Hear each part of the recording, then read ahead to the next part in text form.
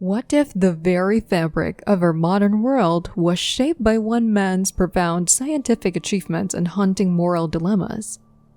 J. Robert Oppenheimer, often hailed as the father of the atomic bomb, led the Manhattan Project that forever changed the course of human history. Through groundbreaking collaborations and intense scientific challenges, his team unlocked the destructive power of the atom.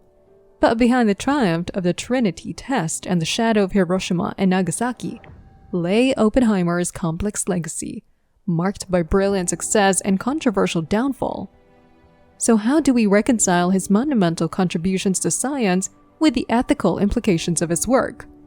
Well, stay tuned as we explore the enigmatic journey of a man who confronted the darkest potentials of human creativity. J. Robert Oppenheimer's story begins not on the vast stages of world wars or shadowy laboratories of secret projects, but in the vibrant, bustling streets of New York City in 1904.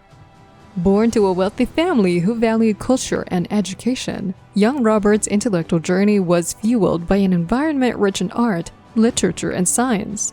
His father, a successful textile importer, and his mother, an artist, ensured that their home was a place where curious minds thrived. From a young age, Oppenheimer's intellect set him apart. He was reading at just 3 years old, and by the time he attended the Ethical Cultural School, his teachers were already noting his profound abilities, especially in mathematics and science. This school, which emphasized the development of moral character alongside academic learning, was a perfect fit for a young thinker like Oppenheimer, who was not only fascinated by numbers and formulas but also by the ethical dimensions of life. His academic prowess led him to Harvard, where he initially indulged his broad interests in literature and chemistry. However, it wasn't long before the pull of physics became undeniable. Physics at that time was on the brink of monumental changes, with quantum mechanics and theories of relativity beginning to take shape, captivating Oppenheimer's imagination. He threw himself into his studies, absorbing knowledge that would later form the foundation of his contributions to science. But Harvard was just the beginning. After graduating summa cum laude, Oppenheimer sailed across the Atlantic, drawn to the great minds working in Europe. At the University of Cambridge, he worked under the tutelage of J.J. Thomson, yet it was his time at the University of Göttingen that truly shaped his scientific path. There, he studied under Max Born and met other future luminaries of physics. Göttingen was a center for theoretical physics, and Oppenheimer's doctoral thesis on quantum mechanics would later be recognized as a significant contribution to the field. As Oppenheimer's understanding of physics deepened, so did the recognition of his talents. Returning to the United States in the 1930s, he took up a position at the University of California, Berkeley. There, he not only advanced his own studies but also began to shape a new generation of physicists. His classes were legendary, drawing students from across the country who were eager to learn from a man who was rapidly becoming a titan of theoretical physics. The stage was set, and as the world edged closer to war, Oppenheimer's expertise would soon be called upon in ways no one could have imagined. His deep knowledge of atomic theory and his connections with leading scientists made him a prime candidate to lead a project that was both unprecedented and monumental: the development of the atomic bomb. The stakes were high and the need for absolute secrecy was paramount. It was here, in the shadows of impending global conflict, that Oppenheimer would find his most challenging and controversial role. The genesis of the Manhattan Project. As the 1930s drew to a close, the world found itself on the precipice of a conflict that would envelop nations across the globe. The race to unlock the secrets of the atom had become more than a matter of scientific curiosity. It was a potential turning point in warfare technology. This period marked a scientific and political climate ripe for a project of unprecedented scope: the Manhattan Project. The seeds for the Manhattan Project were planted as scientists across Europe and America began to understand the possibilities of nuclear fission, discovered by Otto Hahn and Fritz Strassmann and interpreted by Liz Meitner and Otto Frisch. The theoretical possibility of creating a bomb of enormous destructive power was now within reach, and with the looming threat of Nazi Germany potentially achieving his first, the stakes couldn't have been higher. In the United States, the urgency was evident. The government needed the project leader who was not only a brilliant physicist, but also a capable organizer who could unite the best minds under a common cause, all under the tightest veil of secrecy. Enter J. Robert Oppenheimer, whose formidable intellect and connections within the scientific community made him the ideal candidate. His charisma and leadership skills, although initially doubted by some due to his lack of administrative experience, soon proved invaluable in rallying a diverse group of scientists. Oppenheimer's first task as a scientific director was to assemble a team capable of turning theoretical physics into a practical weapon. This led to the formation of a secret laboratory in Los Alamos, New Mexico. The location was chosen for its isolation, ideal for maintaining secrecy, as well as its spaciousness and safety for conducting explosive experiments. The team that gathered at Los Alamos read like a who's who of physics giants. Among them were Enrico Fermi, known as the architect of the nuclear age for his earlier work on nuclear reactors, and Niels Bohr, the Danish physicist whose pioneering work on atomic structure had earned him a Nobel Prize. These luminaries, along with numerous other physicists, chemists, and mathematicians from around the world, embark on an intense and rigorous journey to solve the numerous technical challenges of building an atomic bomb. This convergence of brilliant minds in the remote desert of New Mexico created a unique scientific community. Los Alamos became a crucible for innovation, driven by the dual pressures of scientific ambition and the urgent demands of war. Under Oppenheimer's guidance, the project pushed forward at a breakneck pace, marking a remarkable collaboration that blended cutting-edge science with profound ethical questions. But then came the challenges. For instance, one of the most daunting challenges was mastering the process of nuclear fission, the splitting of an atom's nucleus to release a massive amount of energy.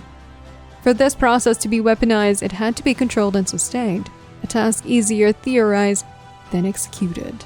The scientists needed to find a suitable material that could sustain a chain reaction, a phenomenon where neutrons released from fission cause further fissions, releasing more neutrons and immense energy. But anyway, amid this technical challenges, J. Robert Oppenheimer's role as a leader and collaborator became pivotal. The synergy at Los Alamos, driven by Oppenheimer's leadership, led to a series of breakthroughs not just in the development of nuclear weapons, but in multiple fields of physics and engineering. The project drew on the brightest minds to push back the frontiers of science at an astonishing pace, ultimately leading to the successful Trinity Test in July 1945, which marked the world's first controlled release of nuclear energy. The Trinity Test. The journey of the Trinity Test, the world's first nuclear explosion, was marked by a blend of anticipation and anxiety.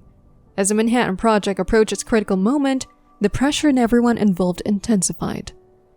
The test site, chosen in the remote desert of Alamogordo, New Mexico, was to be the stage where the theories of the world's greatest physicists would be put to the ultimate test.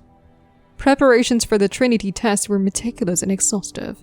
The bomb, nicknamed the Gadget, was an implosion-type device, employing the same plutonium core that had posed so many challenges during its development. In the weeks leading up to the test, scientists and technicians worked around the clock, assembling the bomb and setting up the extensive area of diagnostic equipment needed to measure the results of the explosion. This included cameras set up at various distances to capture the explosion in fractions of a second, goggles to measure the blast pressure, and instruments to analyze the radiation. In the final hours before the test, tension was palpable. The test was scheduled for 5:30 a.m. on July 16, 1945. As the moment drew nearer, the site was bathed in the eerie glow of floodlights, and the assembled team waited in anxious silence. Finally, the countdown began, and at the 0 mark, the gadget exploded with a blinding flash, followed by a shock wave that rippled through the desert landscape. In the immediate aftermath of the explosion, a profound sense of awe and fear settled over those who witnessed it. J. Robert Oppenheimer himself was overwhelmed by the spectacle. Reflecting on the event, he famously recalled a line from the Bhagavad Gita: "Now I am become death, the destroyer of worlds." This code encapsulated the dual nature of the project's success and the grave implications of the power humanity had now unleashed. Hiroshima and Nagasaki. Following the successful test at Trinity, the next chapter in the story of the atomic bomb involves its deployment against Japan, marking a somber pivot in World War II. The decision to use atomic bombs in Hiroshima and Nagasaki was shaped by a complex interplay of military strategy, political considerations, and a dire desire to end the war swiftly. On August 6, 1945, the first atomic bomb, codenamed Little Boy, was dropped on Hiroshima. This was followed by the detonation of the Fat Man over Nagasaki on August 9. The immediate effects of these bombings were catastrophic. Hiroshima was flattened almost instantly, with an estimated 70,000 people killed as a result of the initial blast, and tens of thousands more would succumb to injuries and radiation sickness in the following weeks. Nagasaki was slightly less devastated due to the bomb's detonation, and a more confined valley still saw a massive loss of life and destruction. The bomb's impact extended far beyond the immediate blast zones. They left lasting scars on the survivors, known as hibakusha, who faced lifelong health issues and societal stigma. The cities themselves became poignant symbols of the destructive power of nuclear weapons and the human capacity for wartime cruelty. The decision to use these weapons was not taken lightly and has since been the subject of intense ethical and moral debate. At the time, proponents argued that the bombings saved lives by hastening the end of the war and preventing a potentially bloody invasion of Japan. Critics, however, have viewed the use of such devastating weapons against civilian populations as a grave moral wrongdoing, arguing that it set a dangerous precedent for future conflicts. The aftermath. The dawn of the atomic age and the aftermath of World War II brought with a new set of challenges and responsibilities, particularly for J. Robert Oppenheimer, who found himself at the center of debates over the future of nuclear weapons.